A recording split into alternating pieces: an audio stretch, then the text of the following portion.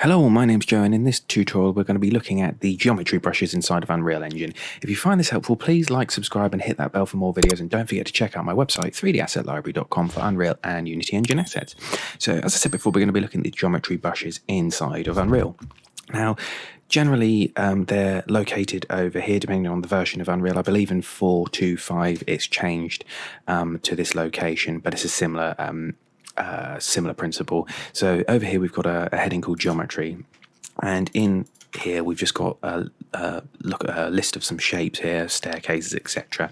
So what we can do is say we'll drag in the box here and we'll just give it a size. So over here we've got our X, Y, Z size, and just change that to say to 1000.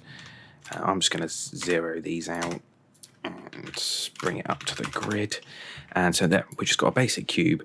Now what we can do is we can say, right, we're going to duplicate this cube, and we're going to make this a little bit smaller, so 700 by 700 by 700, and we'll just say make this one 1200 so it pokes out the side. Now what we can do is we can set the shapes here to be subtractive. So currently it's additive, so that means it's adding to the world or the current mesh that you've got, or you can subtract it. So if we put subtract, now we've got a hole in our geometry, and this can be applied to pretty much all of the shapes here. So what we can do is we can go cylinder, we'll plonk that in, and set the height to 1000, and drag that over. We'll rotate it, and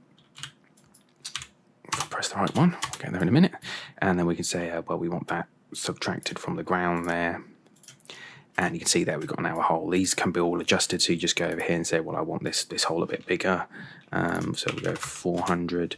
So as you can see there, it's made it bigger, it's cutting out more of the geometry. We can rotate it, and you can see there.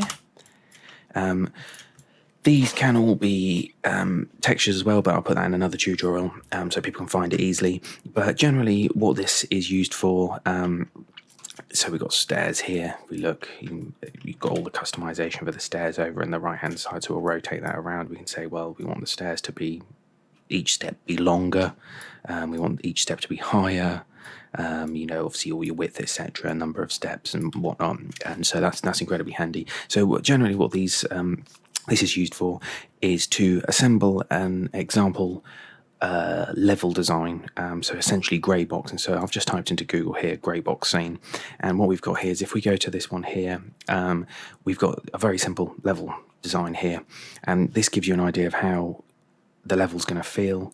Obviously a very rough idea of how a level's going to feel and flow, and then gradually what you do is you'll build it up over time into, say, something a bit more advanced like this, and then a bit more advanced like this, and you gradually adding to the scene until it's built up and up.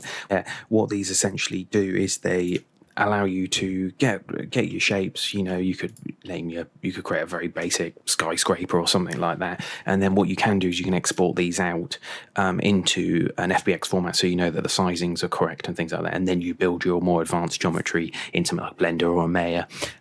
These, as I say, are essentially very simple shapes that allow you to generate levels, or very bare bones levels, and allow you to just sort of get a vibe for an area. So it might be that you've got a full scene here and you've done it all, but you think, oh, I want to add another building in there, but you think, well, I don't want to go and create another building for it then not to work. So this gives you an example, you think, well, I'm going to use these shapes to see, well, would something that size fit in there? Would it, look correct, etc. So yeah, hopefully this helps. It has. Great, and cheers.